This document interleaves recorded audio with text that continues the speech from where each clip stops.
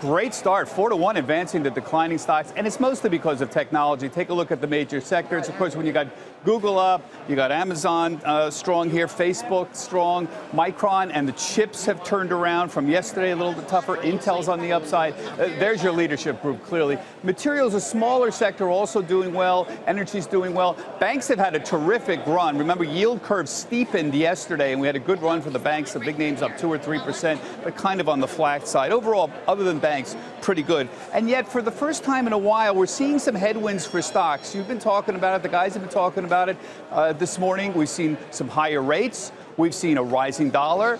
And we've seen tariffs and higher costs starting to pop up in some of the commentary for companies. We've seen some companies cut guidance in the last couple days. Haven't seen that in a while. So just take a look here. Kimberly-Clark here today talked about higher commodities and weak foreign currencies.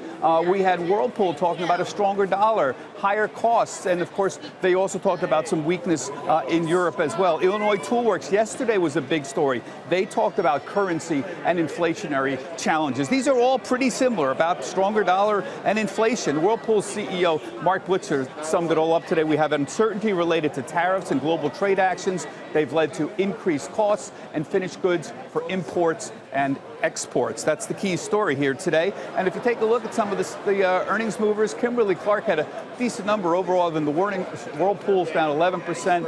Harley-Davidson did beat, but the company did warn about the impact of the potential new European tariffs on its profits margins. It's on the upside. And 3M, of course, they lowered the top end of their guidance. That stock down 2.7%. Elsewhere, I've been following, I love to follow retail trading activity. We had very good numbers from Schwab this week, generally very good numbers from TD Ameritrade. The important thing here is client engagement is very strong. There's a lot of trading going on, even in the second quarter, and the first quarter was very frenetic as well. Remember what happened in February. Basically, the bottom line here is the cash on hand for the clients are near record low because they're taking the cash in their accounts and trading stocks with it. Now, you can say that's a contrarian indicator. When all the retailers start throwing all their money in, it's a sign. Bottom line is it's overall good for them. Finally, just want to mention LVMH, #1 retailer in the world, luxury retailer in the world. They're going to report after the close here. #1 in champagne, #1 in cognac, leather goods, and #4 in watches. You want to see how the